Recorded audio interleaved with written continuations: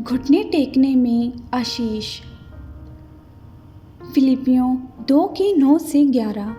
इस कारण परमेश्वर ने उसको अति महान भी किया और उसको वे नाम दिया जो सब नामों में श्रेष्ठ है, कि जो स्वर्ग में और पृथ्वी पर और जो पृथ्वी के नीचे है, वे सब यीशु के नाम पर घुटने टेकें और परमेश्वर पिता की महिमा के लिए हर जीव अंगीकार कर ले कि यीशु मसीह ही प्रभु है। हर एक घुटना टिकेगा और हर एक जीव अंगीकार करेगी कि यीशु मसीह ही प्रभु है। ये पिता परमेश्वर का वचन है। मैंने अपनी ही शपथ खाई, धर्म के अनुसार मेरे मुख से ये वचन निकला है और वे नहीं टलेगा। प्रत्येक घुटना मेरे सम्मुख झुकेगा और प्रत्येक के मुंह से मेरी ही शपथ खाई जाएगी। आज हम परमेश्वर के संतान होने के नाते प्रभु के सम्मुख में घुटने टेकना हमारा सौभाग्य है। घुटने टेक कर प्रार्थना करने से मिलने वाली आशीषें न केवल हमारे जीवन को इस संसार में परंतु आने वाली नित्यता में भी परमेश्वर के योग्य बनाती हैं। दानियल के बारे में पढ़ते हैं कि वे दिन में 3 बार अपने परमेश्वर के सामने घुटने टेक कर प्रार्थना और धन्यवाद करता था। चाहे दानियल एक कठिन परीक्षा में था जिसके कारण उसका जीवन भी खतरे में था, और चाहे उसे ये भी मालूम था कि पत्थर पर हस्ताक्षर हो गए हैं कि यदि कोई राजा को छोड़कर और कोई किसी दूसरे ईश्वर को दंडवत करे तो वे शेरों की मांद में डाल दिया जाएगा। फिर भी उसने परमेश्वर के सामने घुटने टेकने का फैसला किया। वे ये बात जानता था कि परमेश्वर के सामने घुटने टेकने से ही उसे अग्नि परीक्षा से छुटकारा मिलेगा। दानियल अपने घर में गया जिसकी खिड़कियां यरूशलेम के सामने खुली रहती थी, और अपनी रीति के अनुसार जैसा वे दिन में 3 बार अपने परमेश्वर के सामने घुटने टेक कर प्रार्थना और धन्यवाद करता था, वैसे ही तब भी करता रहा। शेरों की मांद में डाले जाने से दानियल नहीं डरा। उसी तरह हमारे जीवन में आने वाले क्लेश और परीक्षाओं में प्रभु के लिए खड़े होना चाहिए। प्रभु के सम्मुख में घुटना टेकने से दानियल कभी भी पीछे नहीं हटा। चाहे शैतान इस खोज में रहता हो कि किसको फाड़ खाए, परंतु यदि हम अपने प्रार्थना जीवन में दृढ़ता से बने रहेंगे और घुटनों पर अपने युद्ध को लड़ना सीख लेंगे, तो चाहे हमारा मार्ग कितना भी कठिन क्यों ना हो, हमारी कुछ हानि नहीं होगी। दानियल ने कहा, मेरे परमेश्वर ने अपना दूत भेजकर सिंहों के मुंह को ऐसा बंद कर रखा कि उन्होंने मेरी कुछ भी हानि नहीं की। यदि हम परमेश्वर में अपने घुटनों को परमेश्वर के सामने टेकते हैं, तो गरजते सिंहों के मुंह से हमें छुड़ाने के लिए हमारा प्रभु सामर्थी है, क्योंकि यीशु यहूदा गोत्र का सिंह होकर हमारे साथ रहता है। जब यीशु ने यह जान लिया कि पिता के पास जाने का उसका समय समीप आ गया है और दुख और वेदना उसकी प्रतीक्षा कर रहे हैं, तब उसने महसूस किया कि शारीरिक पीड़ा और मानसिक वेदना सहने के लिए उसे भीतरी बल की आवश्यकता है। तब यीशु अपने चेलों के साथ गतसमनी के बगीचे में गया और वे आप उनसे अलग एक ढेला फेंकने के टप्पे भर गया और घुटने टेक कर प्रार्थना करने लगा।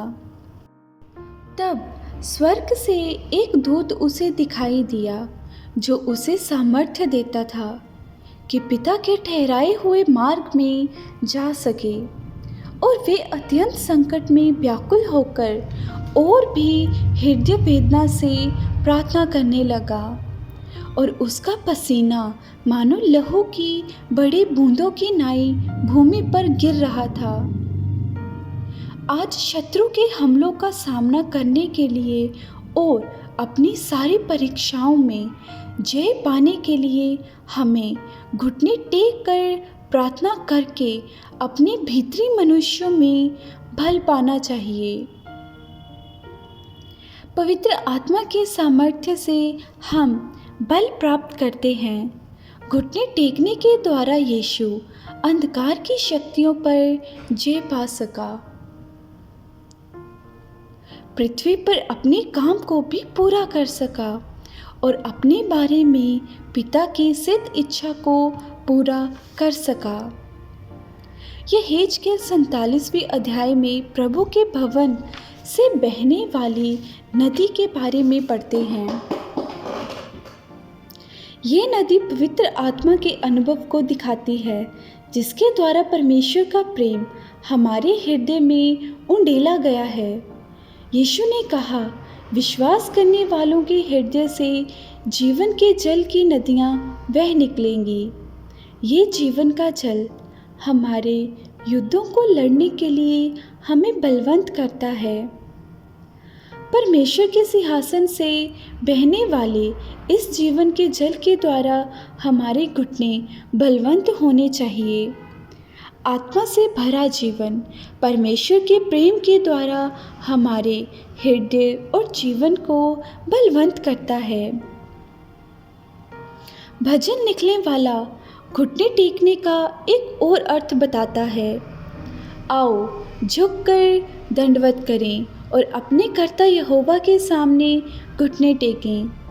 यहाँ घुटने टेकने का अर्थ है प्रभु की आराधना करना। प्रभु की उपासना करने के लिए ही हम सिरजे गए हैं। हम आत्मा, सच्चाई और पवित्रताई से शोभायमान होकर परमेश्वर की आराधना करना चाहिए। परमेश्वर ने हमारा उद्धार किया और पवित्र आत्मा से हमें अभिषेक किया ताकि हम आत्मा और सच्चाई और पवित्रताई में उसकी सेवा कर सकें। हमारे जीवन में परमेश्वर की सारी भलाइयों को स्मरण करते हुए हमारे मुंह में ऊंची प्रशंसा के साथ और कृतज्ञतापूर्ण हृदय से भरकर हम परमेश्वर की आराधना करना चाहिए। सबसे बढ़कर हम अपने सृष्टिकर्ता के सामने घुटने टेक कर ऊंचे शब्द से प्रभु की स्तुति करना चाहिए। इस संसार और संसारिक अभिलाषाओं के सामने हमें घुटने नहीं टेकने चाहिए। जो इंसान संसार के सामने घुटने टेकते हैं वे अपने आत्मिक जीवन में पूरी रीति से हार जाते हैं, परंतु जो यीशु मसीह के सामने घुटने टेकते हैं वे संसार, पाप और शरीर पर जय पाते हैं और प्रभु उन्हें जयवंत से भी बढ़कर बनाता है। ऐसे लोग अपने सारे युद्धों में जय पाते हैं। इसलिए चाहे हमारे पास संसारिक आशीषें हों, फिर भी हम ऐसे जीवन जीना चाहिए जैसे कि हमारे पास कुछ भी ना हो। एक बार एक कोढ़ी यीशु के पास आया और उसके सामने घुटने टेक कर कहा, यदि तू चाहे तो मुझे शुद्ध कर सकता है। यीशु दया से भर गया और हाथ बढ़ाकर उससे कहा, मैं चाहता हूँ तू शुद्ध हो जा। यीशु के सामने घुटने टेकने के द्वारा हमारे शरीर में हमें चंगाई मिलती है। परमेश्वर ने हमसे वायदा किया है कि मैं तुम्हारा चंगा करने वाला यहोवा हूँ।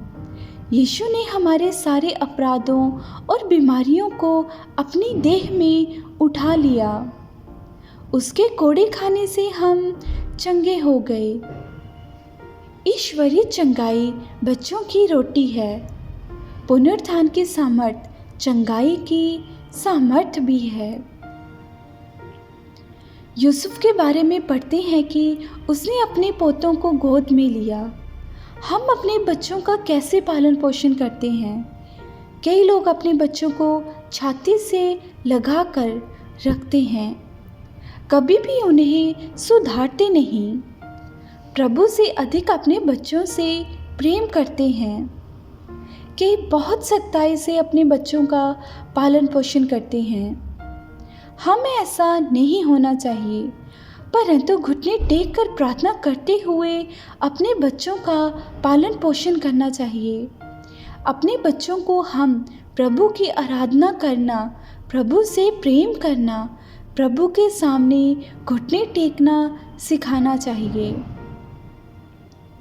प्रेरितों के काम 7वें अध्याय में स्तिफनुस के बारे में पढ़ते हैं। उसने लोगों को प्रभु का वचन सुनाया और उनके हृदय छिद गए, परंतु पश्चाताप करने के बदले उन्होंने उसका सामना किया, उस पर दांत पीसा और पथराव करके उसे मार डाला।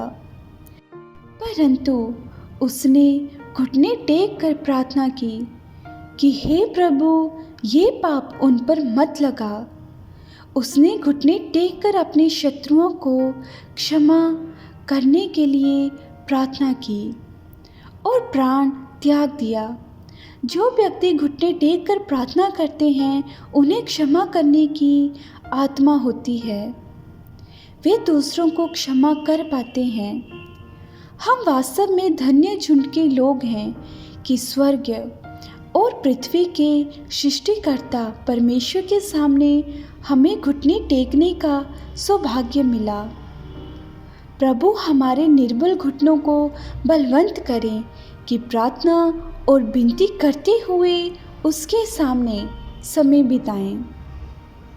परमेश्वर के नाम की महिमा युगानुयुग होती रहे। आप सभी सुनने वालों को जय मसीह की।